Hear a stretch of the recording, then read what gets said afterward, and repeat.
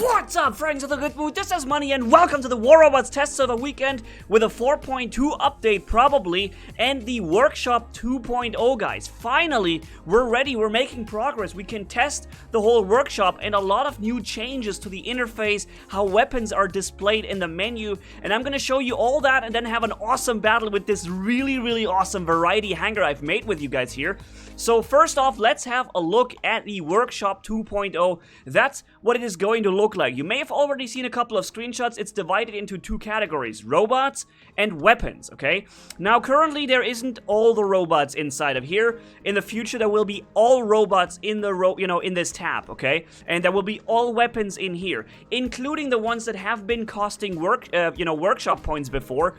They will all cost components, or they do cost components already.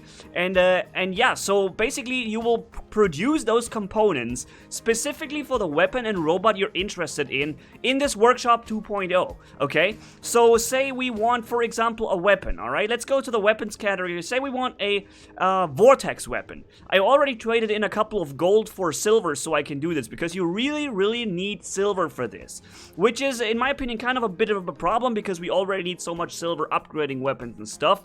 So that's kind of a, but I think the expenses on this aren't insane. So let's go and have a look at this together. I haven't done this yet. This is me trying to do this with you guys for the first time.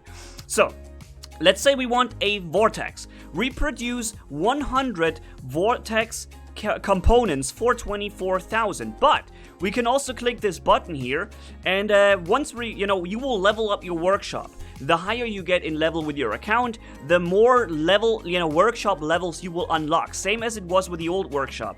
And basically, at first we can only select to produce 100 components for 24,000 credits. Later, we will be able to double the amount of components we get for the double amount of price, 200 components for 48,000, which will then take longer too, right? It'll take even longer even if you row them, one after another, you will still have spent 5 minutes extra, as you can see here, because it's not 20 minutes, it's 45 minutes then. So you'll add a couple of minutes to it because of the fact that you don't need to lock in for such and such amounts of time to produce the next one. And there's also going to be one for 1 hour and 25 minutes for the highest level workshop, which produces 400 components for 96,000.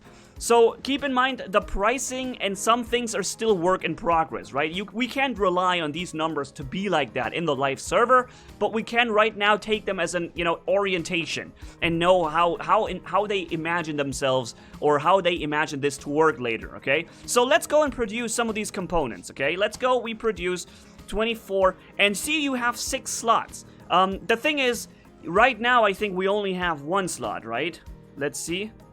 Yeah, see, right now we have only 1 slot here, but same as it was with the old workshop, you unlock more slots, so you can, for example, store 6 work progresses with like 1.5 hours each or something inside of this here, and that will make you have 9 hours of time in between, okay? Maybe there's gonna be even higher things you can load in, for example, that some special weapons can, take around 4 hours for the 400 components to craft, which would mean you have 8, 16, 24 hours inside of this, right? That's just me playing around with some numbers right now. But basically, this will allow you to set up a whole production line that will make you not lock in for a certain amount of time to then produce the exactly what you need. And that's the good thing about the workshop. That's why we are all waiting for this so long, is that you can finally start producing exactly what you want, right? No longer you need to wait for the black market to appear and you roll a random, dice, like 40-sided dice, to get exactly what you like.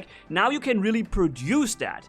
You want a Spectre? Okay, fine. Let's go and produce Spectre components only, right? And that way you will get a Spectre relatively quickly, and you will only spend a bit of silver on doing that. However, then of course the problem starts upgrading the Spectre, which takes a long time now with the economy changes, and which takes a lot of silver, which I would have accepted. I would have said that the time increase would have been okay, but the silver cost increase really hurts, if you ask me. But yeah, so see here on the left, you see now we have 18 minutes, it's counting down, and we're producing this here. We can probably also skip that. Yeah, there's a button here, skip for 74, which, wow, that looks very expensive for me for 18 minutes of skipping. Let's use that, boom. Now we have, see what's going on now? We have achieved level 3 on the workshop, and that will unlock more stuff. So apparently the items that you can craft kind of also depend on the level of your workshop too. Does it? Or was that only the other options that we have? Oh yeah, no. Now we unlock the other options to, for example, craft 400 components, right? So maybe you actually unlock these additional levels by using the workshop. All right, so that's probably what it is. It's probably not bound to the level. It's probably bound to how you use it, how much, I guess. So see, we have now 100 components. Let's craft more of them. But we don't repeat this here, because if I click this button, I will just repeat what I've just done. Instead, I want to go to the Weapons tab, find the Vortex, and change the algorithm, or change what we use. I want to now produce 400,000 for 96,000. See? Now I've changed it to that, and now I can add it here to the list. See, I can add it 3 times. Now we have pretty much 4.5 hours almost of production line added, and that will be 1,200 components for the Vortex, and that has only cost 300,000 silver. So if these prices would stick, that would really allow you to get pretty much anything you like in a relatively good amount of time, in a good fashion. Then of course upgrading becomes difficult, but at least you will have and test all the weapons, and you'll be able to use many of those different things, right? So let's see if we can unlock level 6 by quickly going through this here. Yup, level 5, boom. Level 6, there we are, okay? And do we unlock even more different versions now? No, there's only 3 different right now, okay. So, but we can now fill this up, see, all the way. And now that means we have pretty much 9 hours almost of production line set up. And you can, of course, do the same with robots. Maybe they will even take longer. Let's see, a Lancelot. Yeah, see, a Lancelot takes only 30 minutes for 400 components, because it's probably not that new. Unfortunately, I can't find like an Hize or something. That would be good if we could find a Hize to see what they imagine the duration and, you know, price to be for, let's say, a Spectre or a Hize, for example. But yeah, this is one way of getting the components from the workshop. Another way of getting components I can show you right here too. So we have now, for example, I haven't fully completed upgrading or setting the Pursuer. You see, I've built 1 Halo into it, and I can go and visit the store. And when you do this, boom, you see the next big change coming in, guys. The whole per inventory and hangar item stuff has changed. Now you see, for example, this, okay? You no longer have to scroll through 500 items.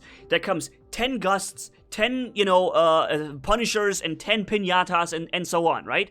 That does not no longer have to be this way. Basically, you now have only 1 item, same as it looked in the store, only 1 item per item, but it will say how many you have, right? For example, it says 2 in stock for the Spiral. It says 2 in stock for the Gust, or probably 1, or 2 for the pins. So no longer scrolling through forever to get to the weapons that you're looking for. Basically, you have this. Now, what I don't know is how they're gonna do it when they have different levels. If they're let's say 1 is Mark 2, 1 is Mark 1.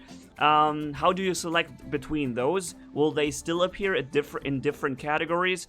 Or will they be also combined in one, and then you can choose, mark the level within that you want to pick on your bot, right? So that's pretty cool, and I wanted to show you one more way of equipping and getting components. For example, you see here now, we're in the store to get a Halo, okay? So what I do now, I click on the Halo, and I click on buy. It says it needs 10,000 components, and it shows me that I've got 0 components. So instead of using the components, which currently I don't have, I can also buy the components here directly from this very menu for 750 gold. Keep in mind, prices will change, are probably not right because this is the test server, but this is how we can do it. Alternatively, instead of buying directly, you can also produce them directly here, from here, which leads you into the workshop, okay? And it shows you exactly the weapon. Oh, wait a minute, there it is. There are the weapons that I was looking for. Okay, I didn't see them before. So let's have a look at these things. So, they have the same price as the Vortex, currently at least, see? So it leads you back into the workshop where you can go and start the production for these components if you're not willing to use the gold to get them, right? So, yeah, that's, it all works like it links together, right? And that's pretty good. So, clicking on the Halo right here, boom, that means we just filled up the 10,000 components and get Halo, bam. So, there it is, and let's do the same thing again because I want to have 3 of them on this robot so I can complete this hangar. Boom. Alright, so there you see, this is the hangar that we have chosen. And one more thing that I found they may have changed instead of... Also, take a look at the Thunder. The weapon display has changed too. You see now 14,800 damage. It seems like they're sticking with this number. It seems like Thunder is actually going to get this 30 to 40% buff because they're not removing it from the test server anymore. And that makes me confident that this weapon will actually get to have this damage, which it really needs on the live server to finally be able to, you know, use on robots again and seen on robots again. One more thing, I think increasing the accuracy would also help so that Gust and Storm do not outperform this weapon at long range, which shouldn't be the case. It's the heavy version. It should always be better, no matter what, right? So, and here you can see 15,000 damage also, almost, instead of the old 10,000 it had at level 8. Then we have a 2-second reload between the shots and 500 meters range. It shows you that it is a projectile weapon, right? And it shows you some unknown symbol right here. It shows you this. It shows you this. Now, if you're not familiar with these symbols, it's not a problem because you can click on details. That will give you a more detailed analysis of these symbols. This means kinetic. It shoots kinetic shells. This means manual, so direct fire mode. No lock on, no auto fire, just direct fire. Then it fires automatically, so you hold the button and it keeps firing until all ammo is depleted. And it reloads while firing. This is the reloading symbol, right? Whereas, for example, the Punisher would probably have a different symbol than that, where it will, have a look at this, where it will continuously, where it will reload after that. See, it has the 2 arrows, which means you can only fire after you've completed the reloading cycle, and this has the ammo up, which I guess means firing while reloading at the same time. So that details thing will give you a more detailed information about the weapon with the text and the description of these items. And one more thing that I've also found has changed, I think, is that if you take a look at your robots, for example this one now, and you go into the paint in this here, I feel like they have adjusted the camera angle. Previously, on some robots, let's test, for example, hold on, let's make a separate second slot here, and let's add the Fury, just to be safe if my analysis is right. This thing, and let's add a Fury. Do we have a Fury here? We need to buy the Fury, I guess. Hold on, I'm gonna find a Fury, there it is. So, buy it, boom, there we go. Okay, get Fury. Now, I want to test if I'm right with this, okay? Let's add a Exodus to it, just for the heck of it, okay? If we click on this now and go into the symbol, yep, I'm right. Look, they adjusted the camera angle now. Previously, it was so that the robot was so big in front of your face that the weapon would stick past the screen. You couldn't actually see the top of the weapon because the camera was too close to it. Now they adjusted it so that you can now have the full robot in perspective when you're looking through this window, which makes getting thumbnails for me, for my videos, so much easier now. Because the top is no longer cut off. And I have to improvise to get it back, right? So yeah, that's also something that I changed. It's a silent change that I'm sure only I spotted. Or very few people actually spot, because I think that's kind of a tricky one to find. But yeah, let's go have a great battle here with this awesome hangar. You see one of my favorite robots, the Storm ECU Spectre that I've built. And also the Strider is back in with full shotgun power. Now that the Thunder is back living up to its promises with being a powerful shotgun, it should be a really good one. So, let's go and have a blast here in this test server. And to celebrate the good news with the workshop and a couple of other things, we're gonna go do this here. We have Beacon Rush right here. And I wonder if maybe I could have a chance of getting their beacon to the side. Ooh. Okay, I'm already getting hit a little bit there by a couple of things. I think some long-range cannons were hitting me. Oh, that's a Pursuer. Now that's a problem. I won't be able... actually, you know what? He is currently... Okay, he is now running out of his stealth. I'm getting this beacon. Yes! I'm the one getting the beacon. He just used his stealth mode too early, and that's how I'm able to now kill him, take the beacon, and call it my own.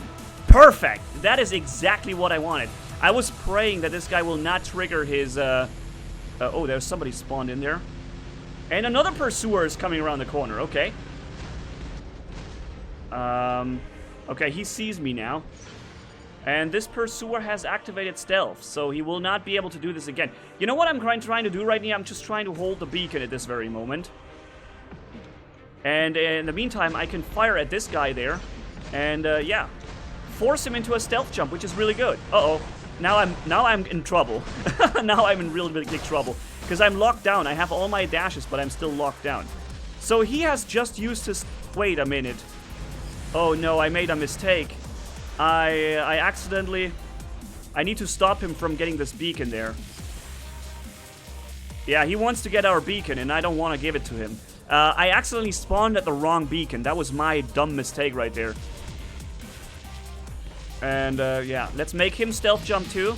And I'm gonna die again now, because there's nothing I can do. But I'm not going to give them this beacon here. Which one is it? Is it this one? Yeah. Okay. Here we go. Boom. Boom. Boom. There goes him. And now I'm ready to defend my beacon again. Oh, really? I just jumped into the wall? How did that work? So his stealth jump is reloading. Oh, it's already back. The stealth jump was already back. Interesting. Yeah, I'm already dead now. Jeez. They absolutely whoop my butt right now. Holy moly. I did not expect them to already have their stealth jump ready again. Okay. And it's always this, Okay, I'm walking away, so... Oh, he locked me down! And now he's getting me with the explosion because he locked me down. Dude, I can't believe this.